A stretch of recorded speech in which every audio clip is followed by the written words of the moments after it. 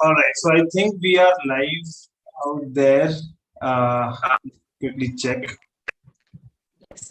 Yes. Okay. Perfect. So students who can hear us, okay, can quickly confirm us in the chat. Okay.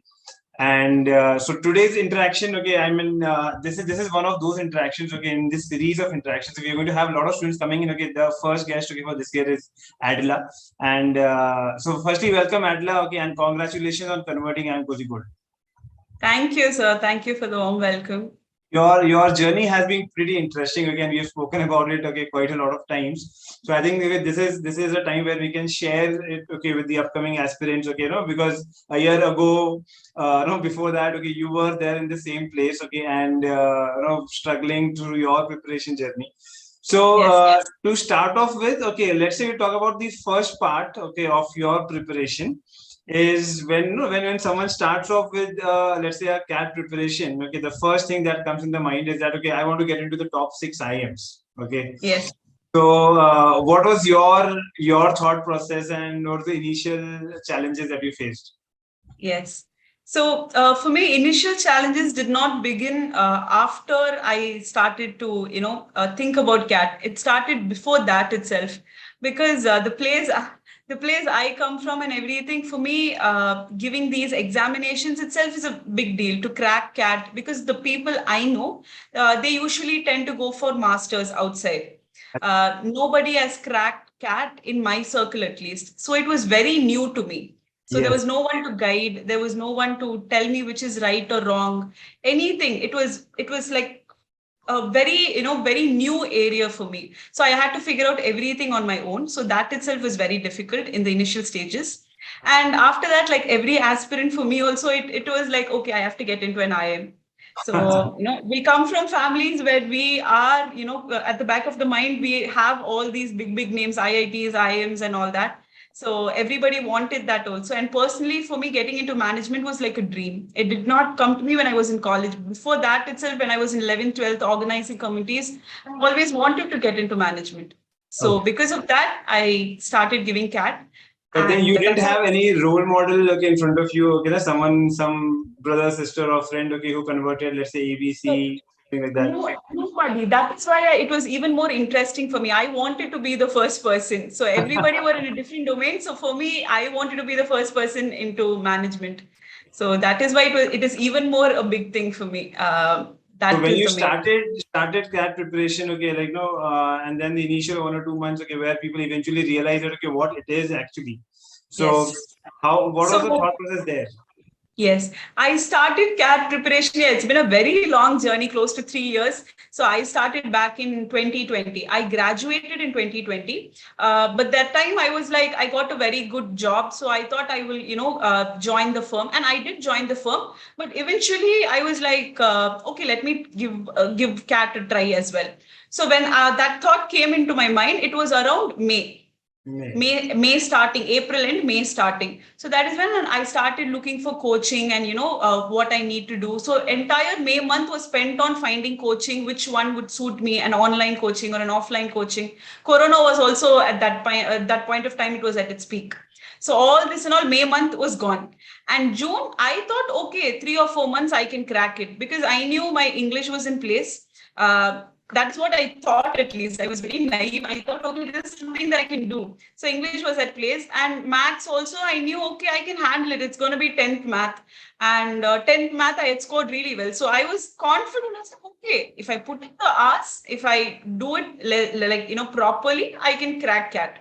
And then I joined the institute, and it was June mid, I think, when I joined MBAP, 2020, June mid. And when it started, I think I started with a mock, because I am someone who I want to know where I stand at. Then only I can know how I can improve upon. So when I gave a mock and I saw the score, gone. Verbal, not good. Quants, even worse. So DLR was okay, but these two sections was very bad. And that But is this when I is the realized, mock that you're telling, that without any preparation you gave the without mock any just to understand. preparation, the first thing I did was I gave a mock, and it was around, I think, 70, 75 percentile or something. But that also because of DLR. But math and verbal took a major hit. So I was like, my entire confidence, entire childhood seemed like a lie. Okay, I don't know English at all. I can't even answer a reading comprehension. And by the time, since June, I started interacting with other students. They've been preparing for months and years. So I felt left behind already. I felt like, okay, I can't do this. Within 3 months, 4 months, I can't do this. So that scare and all of these things also came into picture. But when coaching started, I was like, okay, if I give it the time and if I start doing it properly, if I, listen to all the lectures and start giving mocks religiously, I can do something. And then with my profile, I knew what calls I can get and what I wanted to do. All those research I started doing a little bit. And after that, when I knew I have the opportunity to get into any IIMs I want, that itself seemed like a big deal. Because few of my friends, if the 10th and 12th was not in place, that was also kind of taking a hit. So I felt like, okay, I have a chance, so I should use it wisely. Yes, And yes. then I started preparation, and then preparation is a whole new journey altogether. We will think one thing, we will start preparing, and then we will give mock. The mock won't turn out to be good, but we can't give it up because the perseverance, it's an entire journey, right? You can't crack CAT within one day. You can be genius, but still on the D-Day, anything could happen. So all of these factors, you should take it in. And after Must that, have gone through your highs and lows of the preparation. Okay, some days, let's say you, as you said, okay, like you're too confident about verbal, and the first mark itself gave you eye opener. Okay. yes. So, what did you do? Okay, let's say we talk about each of these sections. Okay, so verbal, cons, and all. Okay, what did you do for that? So I knew quants was my weakest section. So that I was very clear. I wanted to figure out which was my weakest section. Quants was my weakest section. So I wanted to spend more time on quants. So I'll start with quants itself. So I knew that I will kind of raise my scores in DILR and verbal, and quants I wanted to clear the sectional first. So for that, I started working on arithmetic. As you suggested and Abhijit sir had told me also, work on arithmetic first, get your basics right, start answering questions with respect to arithmetic. So once that is in place, then we will go for algebra and other things. So I started with arithmetic, solved a lot of questions, one topic, understood the topic, attended the lecture, and then solved as many as questions as possible. Easy questions, then medium, then little bit tough questions. This happened for entire arithmetic, all the topics in arithmetic. I tried to cover most of the arithmetic topic. In the first attempt, I gave up on time, speed, distance. That was the major mistake I did. And the exam in CAT 2020, in my slot, I got 4 questions from time, speed, distance. And I couldn't answer any of those questions. That is a mistake that a lot of students do, because in arithmetic, okay, you can't be choosy, okay, in that bracket. I mean, arithmetic as a whole, okay, can be around 30-40%, okay, of the con section. And in that also, if you pick and choose things, okay, that becomes, okay, like challenging there. Made a huge mistake. I was like, I will study at the last, but I didn't know time, speed, distance. And I didn't know, like, algebra, modern math, and geometry also was yet to begin for me. Like, it was already September at that point of time. By the time I finished arithmetic, I was thorough with the concepts. When I started giving mocks on the side, I could only answer 6 to 7 questions maximum. That is what I could answer, because time, speed, distance, I couldn't answer. And other things also, I was not very sure about. So this is what happened with respect to quants. After that, when I seek your guidance, you were like, yeah, I can't be choosy. So then again, I went through time, speed, distance a little bit, but I didn't give it that much concentration. And that only in CAT it reflected. So I couldn't do that. That was one area, okay, that I think that's a good learning for other people also, okay, that when you choosing a particular part, okay, of area of quants, okay, you have to do it thoroughly. Correct. CAT does not require you to study entire math 100%. And exam also, you need not answer all 100 questions. So in our case, 66 questions, we need not answer 66 questions. But whatever topics, if we are thorough in that topic, we need to make sure that we should solve any question that is asked. Even if it is difficult or easy, we need to solve that. And once you get that hand, once you start giving mocks, then also the time comes into picture. There'll be 2 or 3 methods to solve a particular question. We should choose the optimized method. That kind of will help to answer 2 or 3 questions more on the D-Day. Yeah. So all this while giving mocks is when I realized. So one day the mocks will go really well. The 6-7 questions, whichever I attempt, will be 100% accuracy. Okay, I got 21, sectional will be cleared. Okay, I'm done with math. So I always only aimed for 80, 85, 88 in math. So I did not push further beyond that. That itself was a big deal for me in the initial stages. So that is what happened with quants in the beginning. Then with respect to DLR, but did you start the mocks? Like once you are done with cons, in terms of like only arithmetic is done, did you start with mocks or you started off mocks? After arithmetic, I started mocks because for me, at least like whoever, like be it the coaching, you or others who have given CAT, everybody told me give a mock. And for me also personally, even though if it was difficult, it told me where I was lagging behind. If I only solve certain topic in arithmetic, in percentages, I know where I'm like making a mistake. But with respect to the examination as a whole, I didn't know where I was lagging behind. Only when I gave a mock, I realized, okay, I need to attempt 8 questions or 9 questions. The time was a problem. Where I can reduce my time, where I can give it more time. All of these things, nuances is required. You can't, it just does not appear during CAT. You practice, and mocks. So that is like a given. Mocks needs to be taken, not when you finish the portion 100%, but even when you complete 50 or 60% of the portions, you need to start giving mocks. So here comes the point that because you were doing along with your job, as you said, and that also brings to this question. You were facing difficulty in cons. That was happening. Your verbal. Suddenly you realize that this is the area that you need to work, and then you have job also. So time management becomes a big challenge. For very, because if the day goes well, if I'm scoring well, my mind will be okay, then I'll be able to pull in 2 more hours. But then there have been days when verbal also, like I've got negative, like 0, 2, 3 single digit scores also in verbal. So verbal will be like that, and DLR that day like 1 or 2 sets, and then quants will be 8 or 7 questions. So max, the entire mock will take a hit, and this will happen after I studied for 2 months continuously. So that time I'll be like, okay, what have I done? Like, I'm not seeing the results. Like, what is happening? Am I at the right? So you start questioning a lot. This is one part of it. Then there's work. I cannot go and tell, I work in consulting, by the way, core consulting. I work at one of the big 4. So the hours is also way beyond. We have to stretch. We have to talk to clients on a regular basis. So I cannot bring in my CAT preparation into work at all. So I cannot do that. So weekends also I used to work sometimes. So usually what I used to do was I finished the work, come back home. I took a coaching, especially because I wanted to keep the momentum going. So every day, 9 p.m., even if I'm lazy or even if I can't solve personally, I will attend the session. So 2 hours, I will solve something at least. I will know the concept. I will learn a formula. So 9 to 11, that will be, given every day. Even if I'm tired, I will attend the session. And post 11, if I'm like, okay, that day, if I didn't have a lot of work, I will start solving whatever I learned in the session. I'll go back to the top, solve the questions in that particular topic.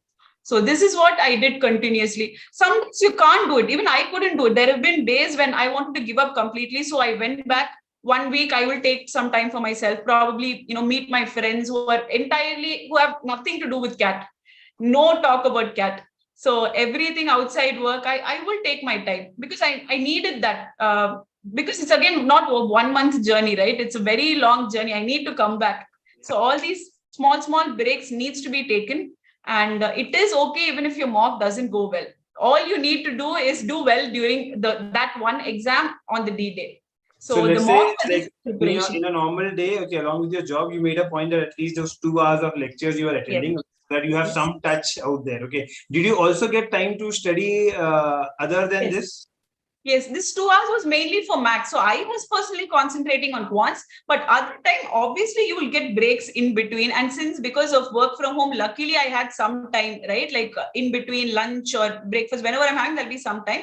So that time is when you read. So I started reading. I started solving at least 3 to 4 RCs a day.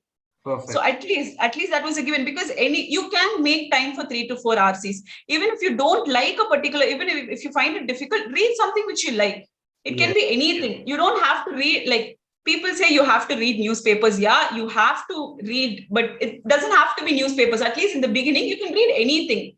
first get into the momentum, first get into a place where you start reading. Once you're comfortable with reading, then, go to the next level, newspapers or, your favorite books, or probably somebody's, they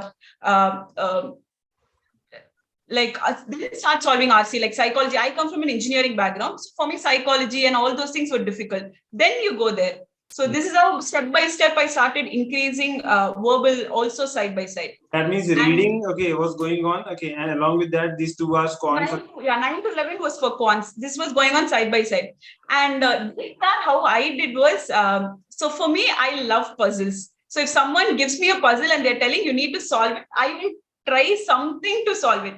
So there were a lot of doubt clearing groups. People post a lot of DLR questions. So whenever I see a DLR question, I will be the first person to take the question and solve it.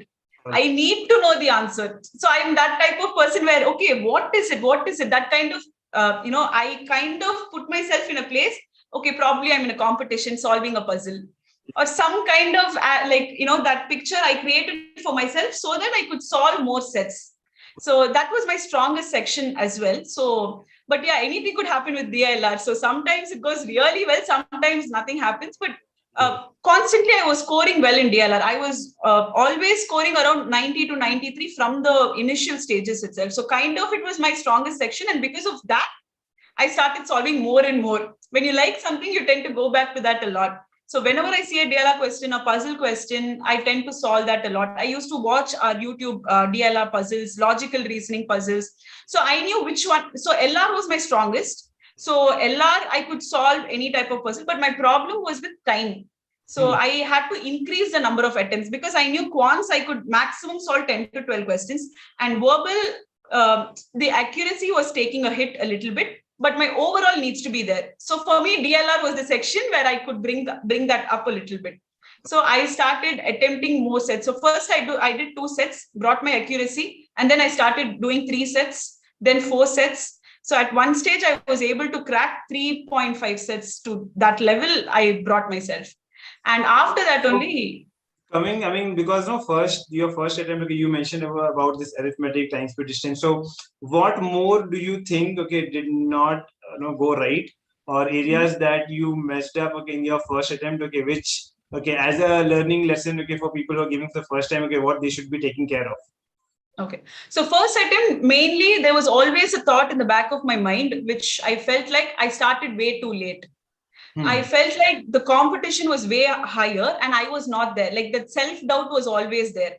So that shouldn't be there. Even if you start 1 month before also, yourself, anything could happen on the D-Day. Things go right as well. So that's also there. So that positive attitude, that optimistic energy needs to be there. Only when that is there, you can understand the verbal sentence, or else how much ever a big, you are, even if you're really good in verbal, if you don't have that momentum or that positive energy, you have to read that sentence again and again and again and again, and you will not be able to solve. This happened to me. Like it happened on that D-Day for me. So I just told myself, I haven't done enough. I'm not there yet. People are getting 99. I can't even get 90. So I can't crack this. All these thoughts came into my mind around October. When my mock started dipping, because mock started becoming tougher. My work also at that time was at its peak. So everything put together, I was like, okay, I can't do this. This is not for me. So during the exam, I went to the exam just like I have nothing to lose. I am not going to get IIM. This was my mentality when I went for the first attempt. I was like, this is gone. I started too late. Before the exam itself, I gave up. That is a mistake I did. And then I went and I gave exam. And luckily it went better than what I expected. So I clear, like my quants also, I scored around, I did a really good sectional also. It was a very, I think around 90s on all the sectionals, close to 90s on all the sections. Like for me, at least I thought I wouldn't even get an 80. I'm not saying 90s, but for me personally, I thought I wouldn't even get 80. And then the overall also was close to 92 percentile. So for the first attempt, for 3-4 months preparation, and with the mentality I had, I felt like, okay, so I did not see this. 92 itself was a big thing for me at that point of time. Yes. So around 92. So I was like, okay, so that is when I realized, okay, I can do this. Yeah. So, but it was too late by then. At that time, I was 92 is not enough. That time I thought, okay, 92, I got a very nice score and all that. But then only I realized, okay, 92 is not enough for me to fetch old IIM calls. That time my work experience was also close to 1 year only. And all the other factors played into, and I did get calls. I converted XIMB, I converted IMT Ghaziabad, I converted baby IIMs. So all of these I converted, and but still for me, I felt I could do better. This is not my full potential. This is also a big dilemma, okay, with students going for the second attempt, okay, that how do they bring this courage of going for another attempt, okay? Correct. Because like what, as you said, okay, things can go right, okay, things can go the other way also, okay, and then they are worried, okay, because I was just talking to one of the students today also, okay, he's converted some of the baby IIMs, okay, and he's a fresher, thinking that whether he should go for another attempt or not, and he's just scared, thinking that, sir, what if, okay, things go the other way? So should I, at least I'm getting an IIM this year.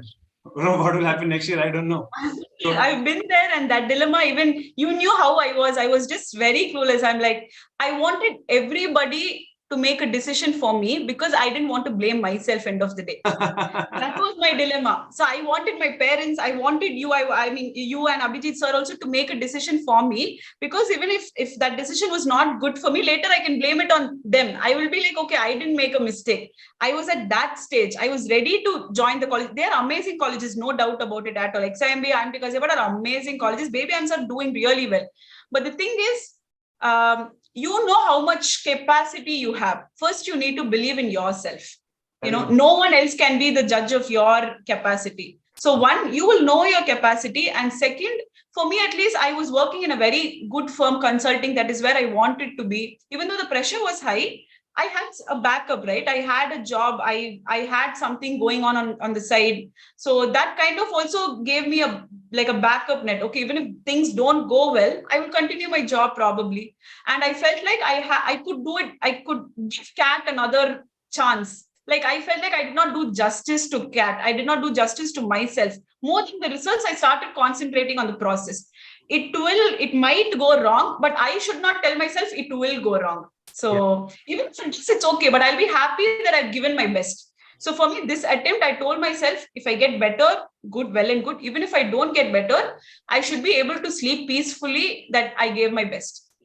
Yes. I think that is important. Like you should be confident of the process that, okay, I have done my best. Okay, if that feeling is already there, probably, okay, you might not go for another. But if you feel but that's not there for me in the first attempt. You was not there. Yes. So that is when I realized, okay, whatever happened, even my parents wanted me to take the college. A lot of people wanted me to take the college because, again, the place I come from, I didn't go to an IIT. For me, these colleges are itself a way beyond the level, and they're doing really good. They're amazing colleges. So to give up on that college is not easy at all. To go through the process all over again, one more year to forget 92. Now again, I have to start from zero. I have to go to 99. So I have to start from zero and go there. Everything was very difficult. Again, starting from scratch was very difficult for me. But then I told myself, the one thing was, I should be happy and content that I gave my best. So the second attempt was all about giving it my all. So that is what I did in my second attempt. I didn't scores didn't matter to me. Even if a mock didn't go well, I will be sad for 2 days, 3 days. I'm also human. I will be sad. I can't be all optimistic, but I told myself, there will be good days. This too shall pass. Even if it's a good day, that too shall pass. Even if it's a bad day, that too shall pass. All that matters is on CAT, on D-Day, you should do well.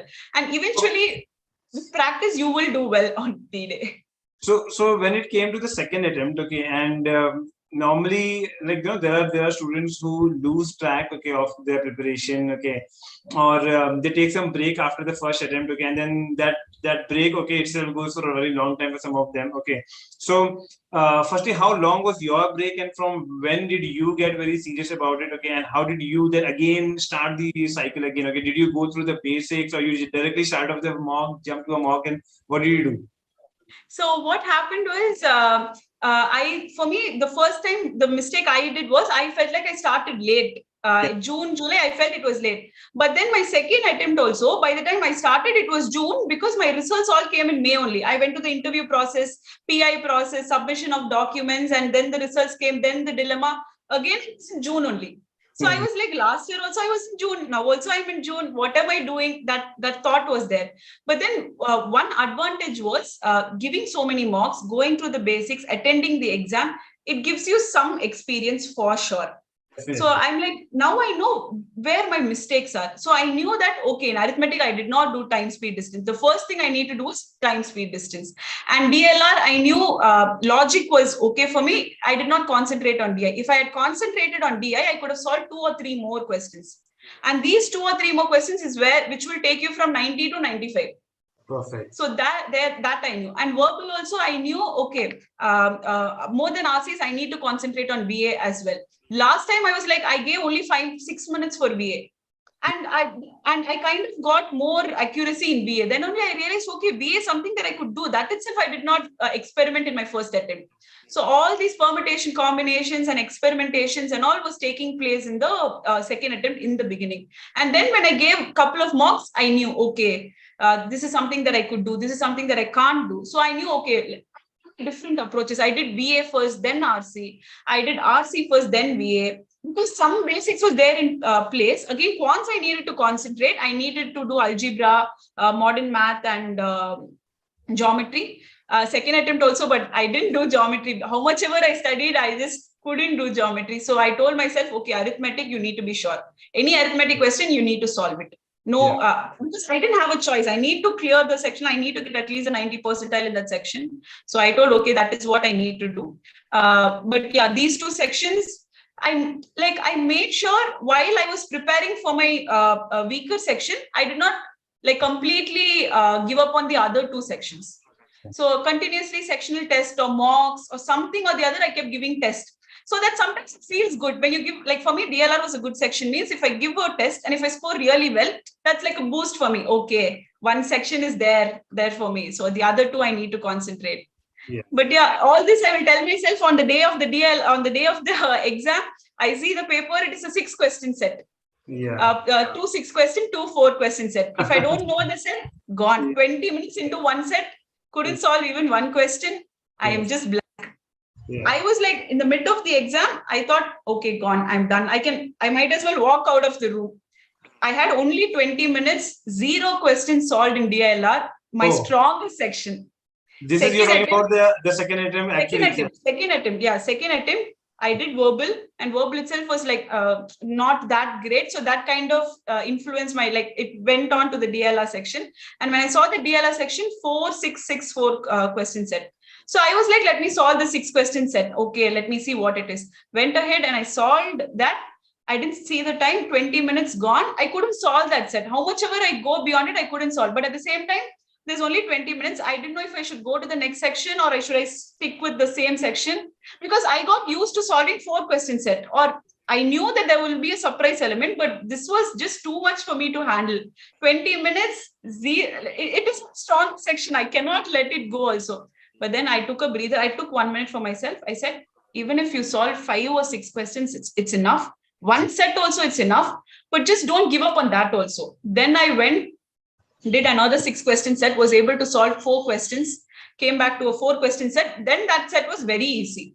Within 6 minutes, it was inside the bag because I've solved similar sets. So then only I realized, okay, I missed that set. So after that, I had 4 minutes left. So I came back to this 6-question set. I was like, where did I go wrong? Because I have 2 pages in front of me, so much data. Where did I go wrong? Where did I go wrong? Then found I marked the data wrong. Then only I was like, okay, I can solve. Went ahead and I solved 3 more questions. And I think my DLR sectional percentile at that time was around 95. So for me, only in 20 minutes, I did that.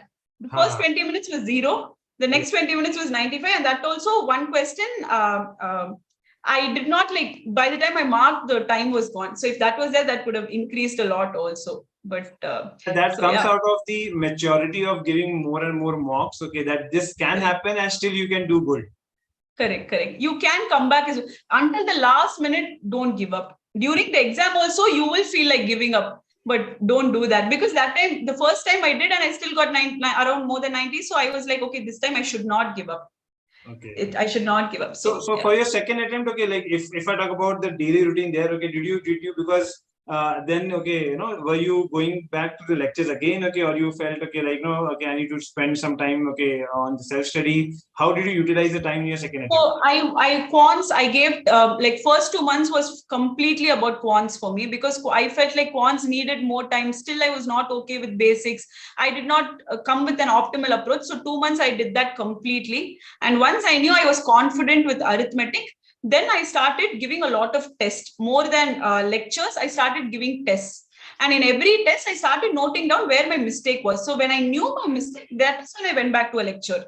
Yeah. So if I knew, okay, D, I couldn't solve few things. Then only I realized, okay, I didn't know this formula. Okay, let me go back and see this chapter again. So if I don't know an arrangement properly, then I'll go back to the arrangement lecture, see arrangement again and brush it up. So I started with test, found my own mistake, backtracked, and then went back to the lectures. Yes. So the main thing is identify the weaker areas or identify your mistakes. And this you can identify only by giving test. Yeah. Before the test, you will feel confident. Only when you give the test, you will know, and it can surprise you as well. You might think that some section you might not do well, but you will do well. Yeah. So that's when you'll be like, okay, I can do this. So all of these things will happen only during the mock. Yeah. And mocks can overall, be any number that you remember, how many tests, how many mocks you must have given in the second attempt of first attempt something?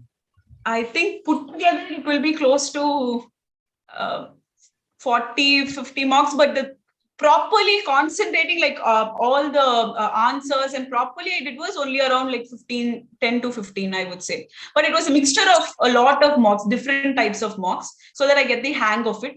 But yeah, analyzing is also important. So analyzing, I would say 15 to 20. I did not have the time to do it. So with work and everything, this is what I could do. But I would suggest 30 mocks is 20 to 30. At least if you're analyzing properly, 20 mocks would be the best. Yes, for the second attempt. If it is, because first attempt I have given another 20, 30, and then in the second attempt, another 20. So, yeah. So people, I mean, in case, okay, your advice to someone who would want to clear in the first attempt itself, okay, and this kind of thing, okay, shouldn't have happened. Let's say a second attempt, okay. So first attempt, okay, clearing, let's say the top 6 IIMs, okay. So your take, okay, for the next time, okay, the remaining time that is there in the hands of the people, okay. What the pointer that they should take care of, okay, comes to the daily routine, okay, and the sections. So the first attempt, okay, if someone has to clear. So yeah, the first thing is you should not see CAT like it is not a one-day thing. It's not a 1 month thing. It is a long journey. It is a very long journey. Okay. So anything could happen in mocks, anything could happen in D-Day. So any point of time, you should not give up. Even if you're getting a 40 percentile, 30 percentile, even 1 month before CAT, don't give up. Because I've been there, I've got like 1 mark, single mark in my strongest section also. And I've got a very good mark in my weaker section also. So should not give up. That is the first thing. And second thing, keep practicing. Even if you don't score, the purpose of giving mocks is not to get a 99 percentile in mock. It is to get 99 percentile in the exam, CAT exam. So mocks is like a practice. It's like when you keep doing that every day, automatically on the D-Day, you will be able to do it. So mocks is like 50% preparation means 50% is mocks. Mocks. So give mocks, a lot of mocks, even like with 60% preparation, start giving mocks. Don't wait till September, October and all. If you wait till September, October, then you can't come back and start studying again. Yes. Only during 60, 70, if you start giving mocks, then again, you can brush up on a lot of things. So start early, start giving mocks earlier. These 2 things are important. And third, it is okay to have a weaker section. You need not get 99 on all 3 sections.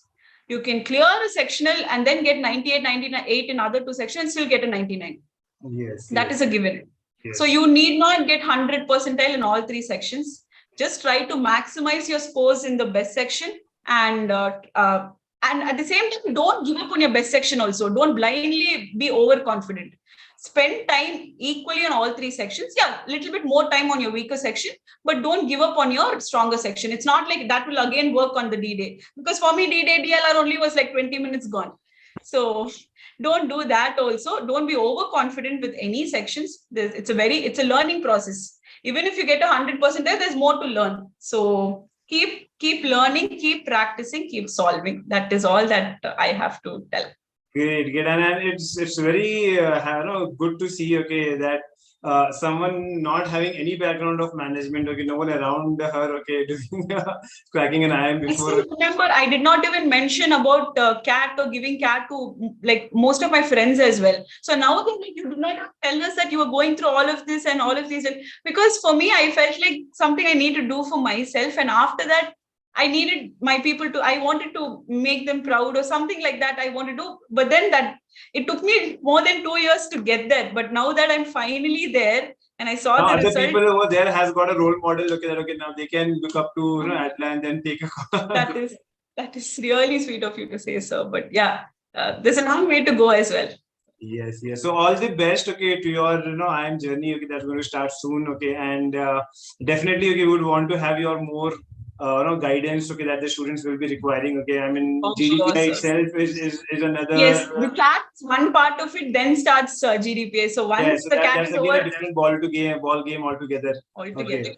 Yes. So we'll connect on that. Okay. But thanks for now. Okay, thanks for joining in Adla. Okay, and I'm sure a lot of students are going to benefit from this. Thank you, sir. Thank you for all the guidance and for always supporting me through like for 2 years. If not for that, I would have given up on myself. So thank you for the guidance and the opportunity to tell my story as well right now. Thanks a lot, Adla. Thank you. Bye.